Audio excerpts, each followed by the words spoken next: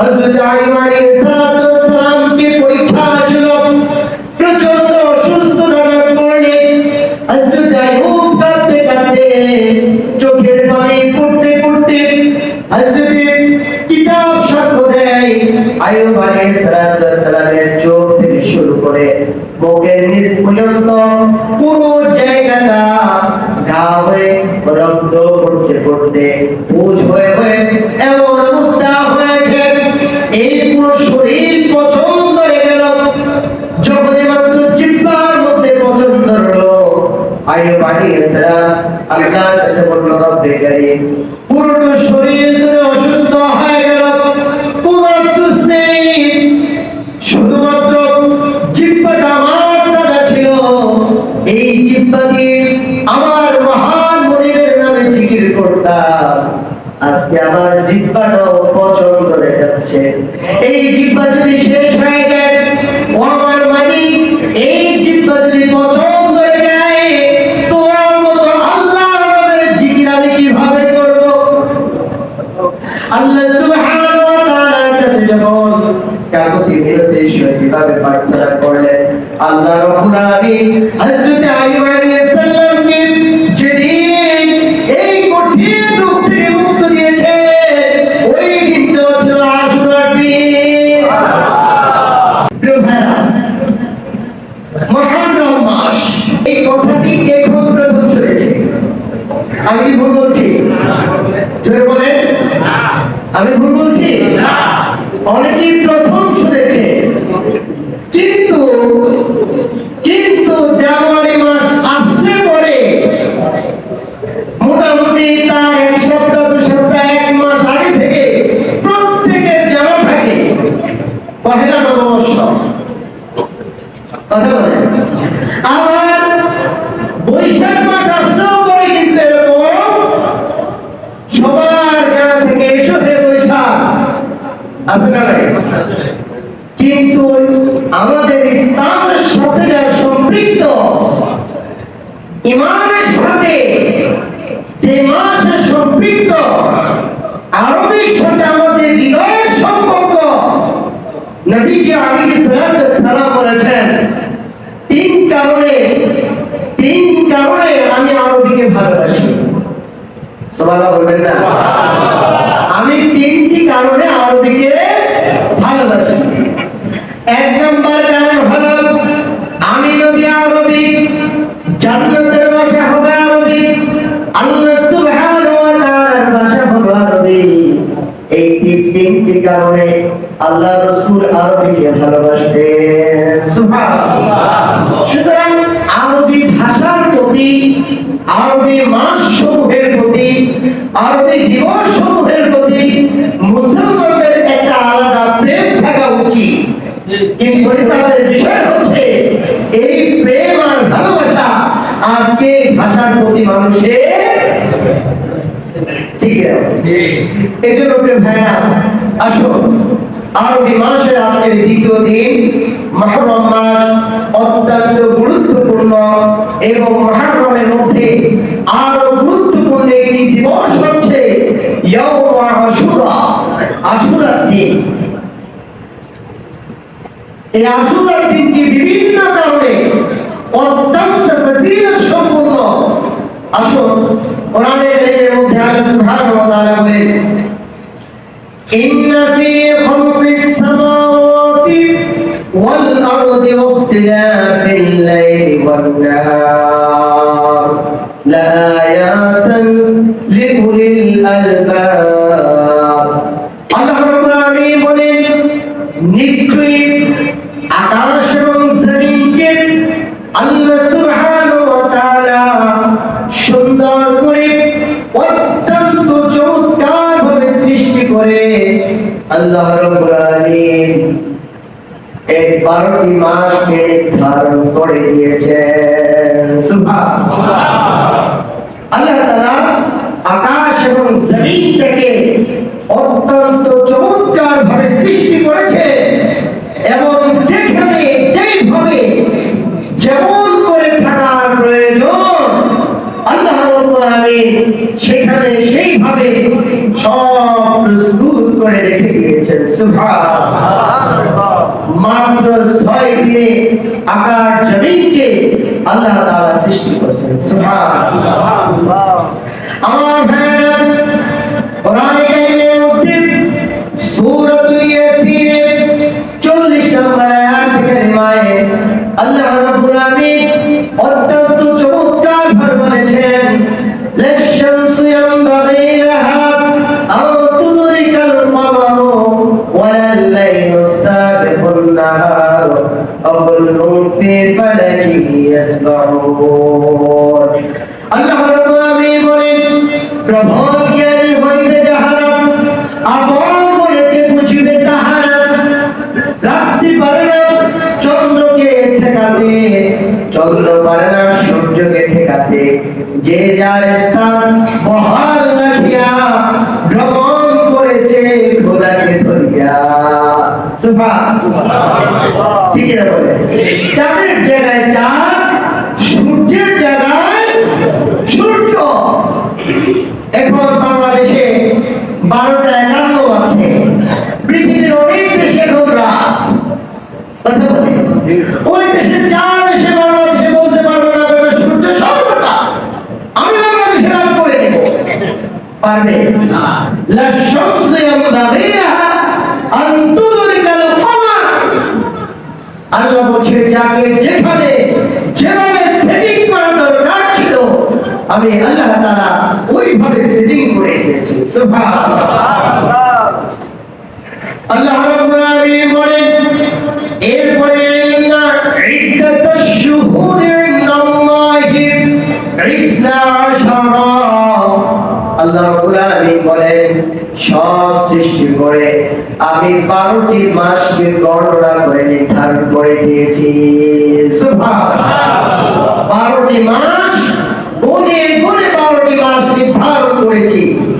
এর মধ্যে 4টি মাস হচ্ছে আল্লাহ তাআলার কাছে শাহরুন ফি কিতাবিল্লাহ, আল্লাহর কিতাবের মধ্যে আল্লাহ 12টি মাস নির্ধারণ করেছেন। তার মধ্যে 4টি মাস হচ্ছে স্পেশাল, যেগুলো শাহরুল্লাহ। কথা বলেন না, শাহরুল্লাহ আল্লাহ তাআলার নিজের মাস হিসাবে আল্লাহ তাআলা বলেছেন। সুবহানাল্লাহ। আমার ভাইরা, তার মধ্যে একটি হলো এই মুহররম মাস। প্রিয় ভাইরা, এই মুহররম মাসে আল্লাহ সুবহানাহু ওয়া তাআলা অনেকগুলো ফজিলত সম্পূর্ণ কারণ বর্ণনা করেছেন। আসুন আমরা সেই কারণগুলো জানি। এই মুহররম মাসকে আল্লাহ তাআলা গুরুত্ব দেওয়ার পিছনে অনেকগুলো কারণের অন্তর্ভুক্ত হলো আল্লাহ রাব্বুল আলামিন এই মাসের মধ্যে ইয়াউমুল আশুরা একটি গুরুত্বপূর্ণ একটি দিবস আল্লাহ তাআলা নাম করেছেন। ওই দিবসগুলো ছিল অত্যন্ত ফজিলতপূর্ণ। ওই দিবসে আল্লাহ সুবহানাহু ওয়া তাআলা ইয়াউম আশুরাতে এই পৃথিবী সর্বপ্রথম সৃষ্টি করেছেন। আবার ইয়াউম আশুরার দিনে আল্লাহ রাব্বুল আলামিন কিয়ামতের মাধ্যমে এই পৃথিবীকে ধ্বংস করে দিবেন। সুবহানাল্লাহ। অর্থাৎ পৃথিবীর সূচনা হলো আশুরার দিনে, আমার পৃথিবীকে ধ্বংস করবে আশুরার দিনে। আমার ভাইরা, 2 নম্বর কারণ হলো হযরত আদম আলাইহিস সালামকে আল্লাহ সুবহানাহু ওয়া তাআলা যখন জান্নাত থেকে বের করে জমিনের মধ্যে প্রেরণ করেছেন। হযরত আদম আলাইহিস সালাম বছরের পর বছর ধরে আল্লাহর কাছে ইস্তেগফার করলেন, আমার কাছে দোয়া করলেন। আল্লাহ সুবহানাহু ওয়া তাআলা হযরত আদম আলাইহিস সালামকে লম্বা সময় পরে নিজের তওবা কবুল করেছেন। বিশ্বনবী মুহাম্মদুর রাসূলুল্লাহ সাল্লাল্লাহু আলাইহি ওয়াসাল্লামকে ওসিলা করে হযরত আল্লাহ রাব্বুল আলামিন যে দোয়া কবুল করেছেন ওই দিনটা ছিল ইয়াউম আশুরার দিন। সুবহানাল্লাহ।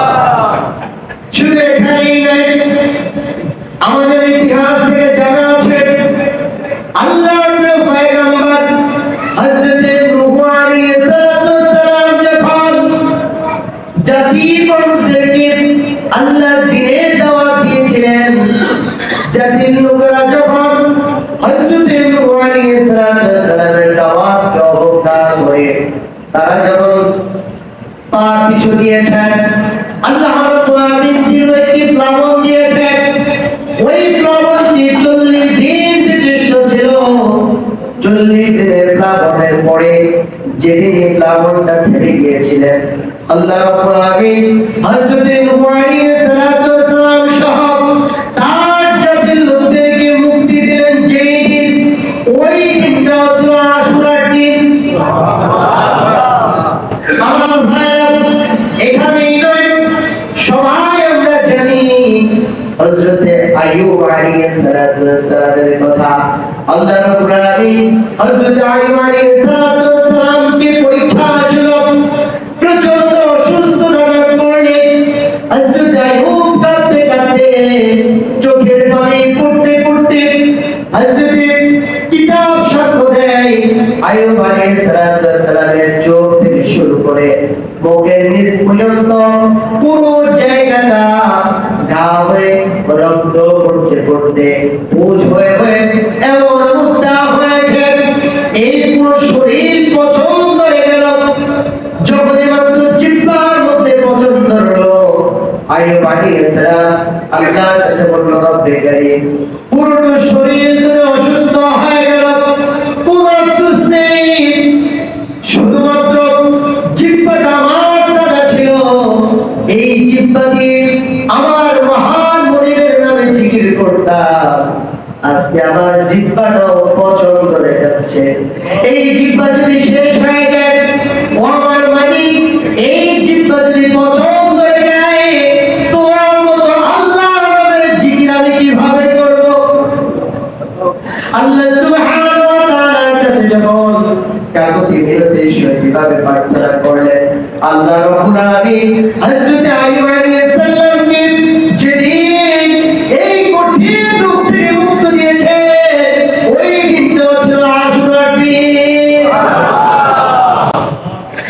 আমার প্রিয় ভাইরা, এখানেই নয়, হযরত ইউনূস আলাইহিস সালামকে আল্লাহ রাব্বুল আলামিন যেদিন মাছের পেট থেকে মুক্তি দিয়েছে, ওই দিনটাও ছিল আশুরার দিন। শুধু এখানেই নয়, হযরত ইব্রাহিম আলাইহিস সালাম, মুসলিম জাতির পিতা হযরত ইব্রাহিম আলাইহিস সালামকে অগ্নিকুণ্ড থেকে যেদিন মুক্তি দিয়েছেন, ওই দিনটাও ছিল আশুরার দিন।